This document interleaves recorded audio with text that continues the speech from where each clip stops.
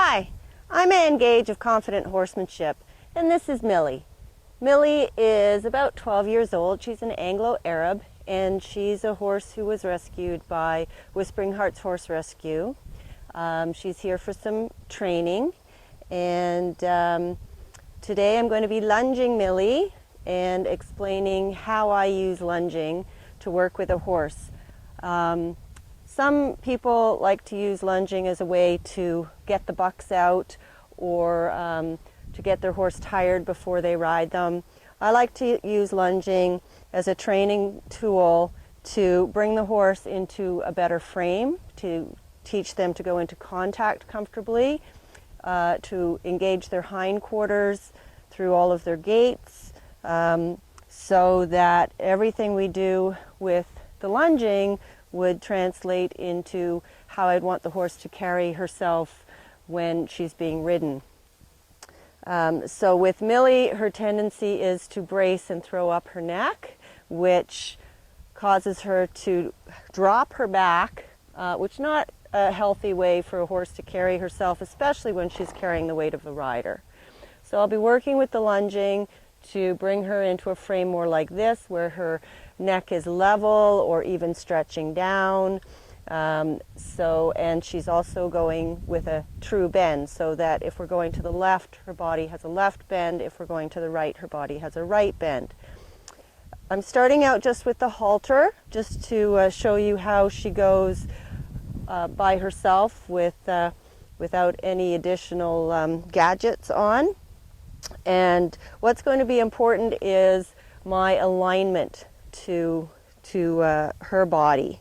If you've watched any of my previous videos, you've heard me talk about this personal space of the horse, the no-go zone, that comes out about a 45-degree angle from the point of the shoulder here on both sides and just in front of the nose. And it's in that space that we don't want to put any impulsive or pushing energy from our bodies. So while I'm here up around her head, I'm being very aware of where my core is aimed. If it's aimed into that space, my energy is pulling back, not pushing forward. I'm very aware of where my hips are. I don't want to stand and push a hip into her head. And it applies when I'm lunging as well. So where my hips and my core are aimed while I'm lunging are going to be into her body. And you can see while we're just talking here that I am reinforcing my own boundaries, my own personal space, and just quietly asking her to stay out of my bubble with her head, if it's high, and with her shoulder on this side. So while we get organized, my whip is going to just be an extension of my reach. And when I'm not using the whip to talk to Millie's body, it will be pointed at the ground. I don't want to bring the whip any higher than the midline of her body, because coming higher than that becomes more aggressive. And all of my pushes will only be into her body, never into her head, nor will I pull her head. So from this position in front, I'm going to ask Millie to go off to my left towards the camera by pushing to her shoulder with my whip.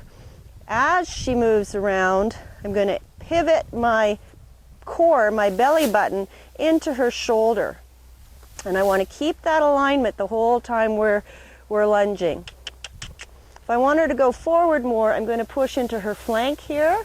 If I want her hip to go out, I'm going to push more energy into her hip. But the whole time, I'm going to keep my core aimed into her shoulder. I never want to lose that alignment. My left shoulder is pulled away from her head so that I'm sending her into open space around me. And if you watch how my feet step, it's like I'm walking around an arc, and I am pushing her around that arc. You can see her frame right now. She's a little high-headed. She's pulling her nose out. I'm keeping contact on the rope so I can block that a little bit, but I'm not going to pull her head in. It's a little flank for forward. Notice my whip is pointed down. Push into her hip. If If I push her hip out, her front end should come in. That's a good girl. Little flank for forward. I can also push into her girth to ask her not to bend into me. And I'm not really happy with the frame she's got right now. I'm going to ask her to slow down, send her hip out a little bit.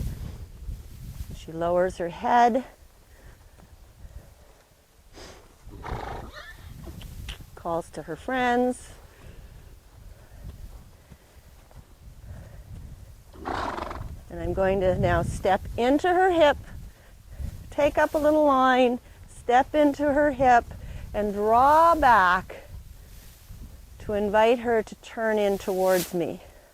Little block with my whip. And again, there's her sort of common high-headed posture, little downward pressure on my line to bring her head to level and back her up at the chest. Ask her to stay out of my bubble. Good girl. And see, I can use my whip from here just to stroke her withers. Say, good girl. Notice my hip here close to her head is just pulled away a little, so I'm not pushing into that no-go zone. I'm going to send her out again. So I'm going to angle my belly button into her shoulder, block with my rope so she can't cut across to my right, push into her shoulder, whip's a little long here, and as she goes pivot, belly button aimed into her shoulder. So a common lunging problem is stepping left. And as I stepped left, I ended up out in front of Millie, which caused her to politely turn in. She didn't want to cross my space. They read our center line and they read our girth line, which is about the seam of the jeans. So your center is your spine, and these are two lines that the horses naturally read in their herd body language. So again, if I start to step left, my center comes out in front, and see, she just stops. Now if I kept pushing her, when my alignment is off like that, it's going to cause some stress. So that's where horses will pull out, rear up, turn in, or just not go. So line up from here, my core with her shoulder, push into her flank, ask her to go, and as she goes, keep the belly button centered into the middle of her shoulder. And once again, ask her to change her bend. If I step across with my left leg, I end up out in front, and she just turns in with a high head. Core into shoulder, send her forward with a push to the flank, walking around an arc. So this is sort of, if you imagine pushing a wheelbarrow to the left, hip out, good girl. Don't turn in now, push your shoulder out. So if I want to send her further out, I'm going to send her shoulder out. If I want to bring her in, I'm going to push her hip out. If I want her to turn all the way in, I'm going to draw straight back as I push her hip. That's a good girl.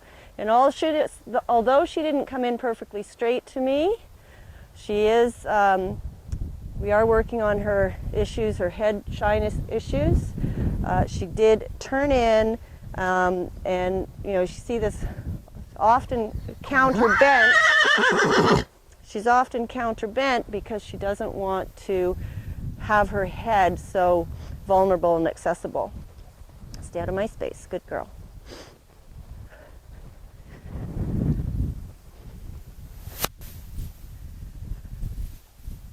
So that's the basics, the alignment of how to lunge your horse to help bring them into a better frame in preparation for riding.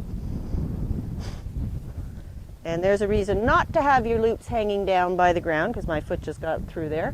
as she spooked. And always being aware of what's going on with your horse, so that I simply pushed her shoulder off me as she came into my space, and she listened to that push and moved out of my space, so nobody got hurt. And now she's calm again.